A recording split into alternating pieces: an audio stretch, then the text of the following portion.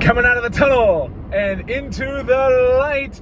Welcome to Datafied. I am on my way back from the York train show in York, Pennsylvania.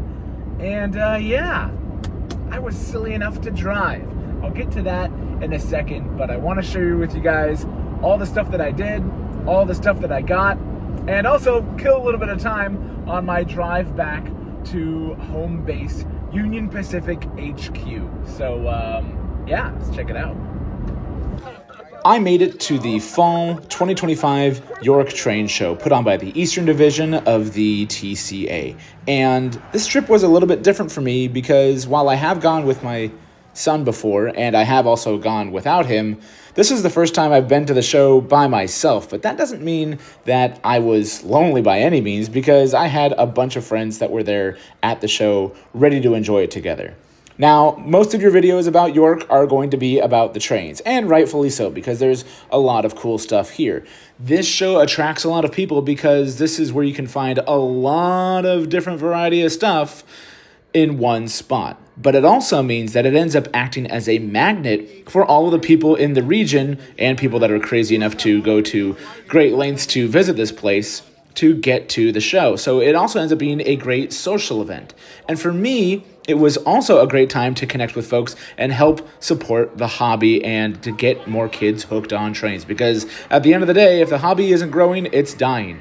And what I observed at the York Train Show wasn't just a bunch of people there enjoying stuff, but especially by the LCCA club right at the entrance of the Orange Hall, I observed a lot of train magic going on with younger fans. And it was a lot of fun watching them, getting to control these trains, having the controllers in their hands, watching them going around, talking with them. I even managed to give them some free stuff, and it was really fun connecting with them and with just, again, everyone in general at the show. Lots of great people to connect with, especially those that I've met through the hobby with social media and stuff like that. Whether you're a fellow content creator or you're a fan of the show, it's just been really wonderful to connect, and it was great seeing other folks connect with those content creators as well. Chris here got a pretty awesome gift from some fans there as well. This is also a fantastic opportunity to see other local sites. In this case, the Lower Susquehanna Valley Modular Railroaders Club. This place is incredible, and I was lucky enough to visit this at my first York in spring of 2024. But I'm happy to report that in that short time, in that year and a half, this place has expanded exponentially, and it's gotten even better. So the fact that they have this place open, essentially as a gigantic open house for everybody, is wonderful, because it's a great way to kind of go from the show and then come here and enjoy purchases that you got there. They let you run stuff on their awesome modular layout. Which brings me to this thing. This is a 2880 Class N3 from the Great Northern Railroad, and I've got it. This is my York find, technically. Right of Way Industries made this. Sid has gotten me hooked on them, and he was super happy to see this thing in such fantastic shape. And yeah, here it is on the Lower Susquehanna Valley Modular Railroaders layout, being run conventionally. I do have plans to convert this thing to Blunami and a couple other things, and I got it from Tri-State Trains. So you'd think that I got it at the York Train Show. Not quite.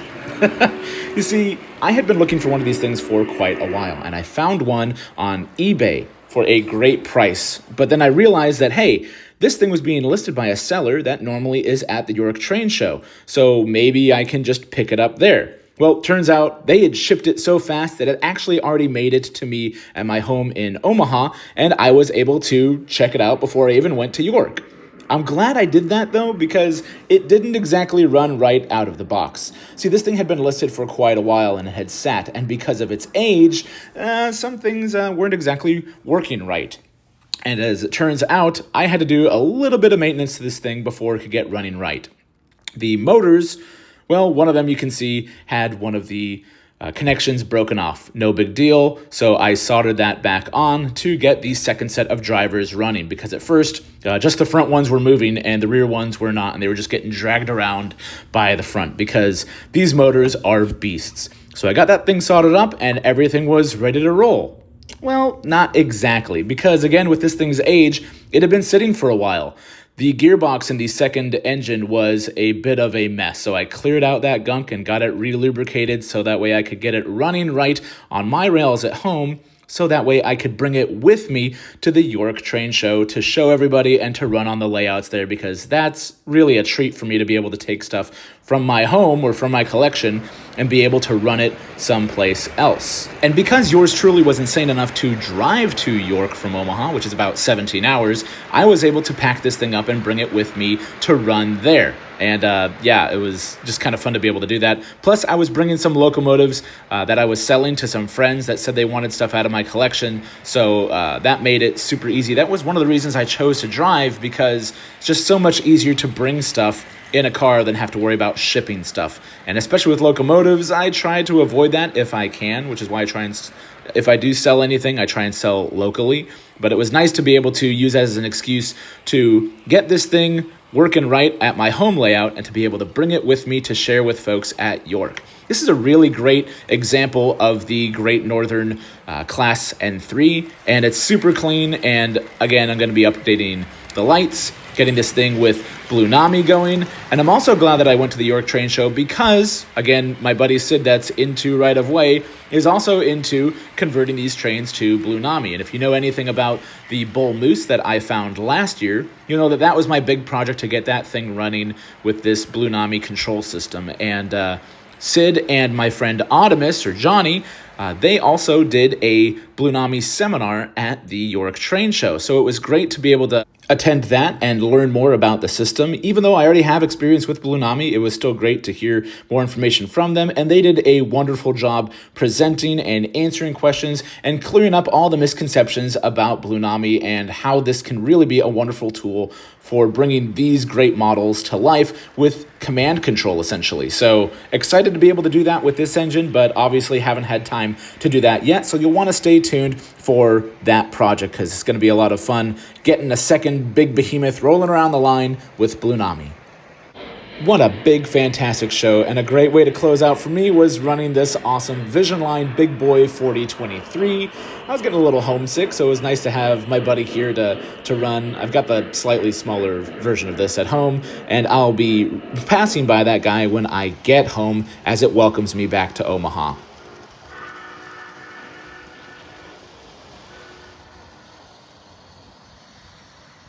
I do miss my little guy and my family, so it'll be great to get back home again and show him what I got.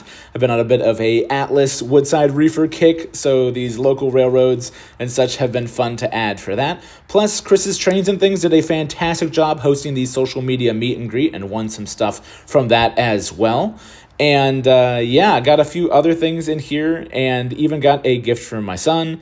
And we got given a gift as well. There's this American Flyer set, complete and everything, that was uncatalogued, that somebody was kind enough to give to us there at the show. So thank you so much, Lee, for that. And that kind of brings me back around to, okay, yes, it's a big show. You go for all the cool trains and the hard to find stuff. This is the place to find it. It's, you know, if it's not here, it's probably going to be really difficult to find.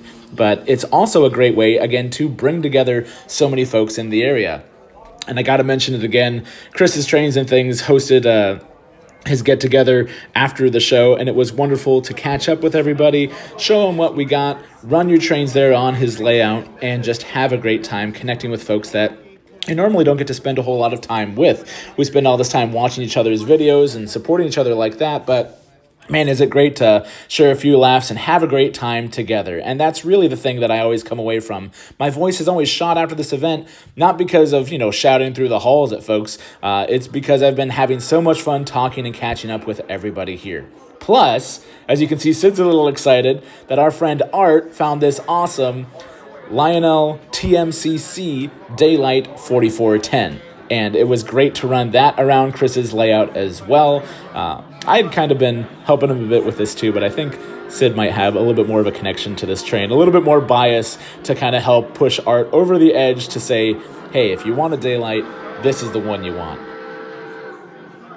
And I can't think of a better way to break this thing in than by running it at Chris's Trains and Things layout. Again, just a wonderful way to really connect all these trains with all the great people that we've met through the hobby. So it was fun to be able to get the Class N3 running there as well and get some shots of it running around. If you want to stay tuned for a future video with that guy, obviously with the project that I have going on with that.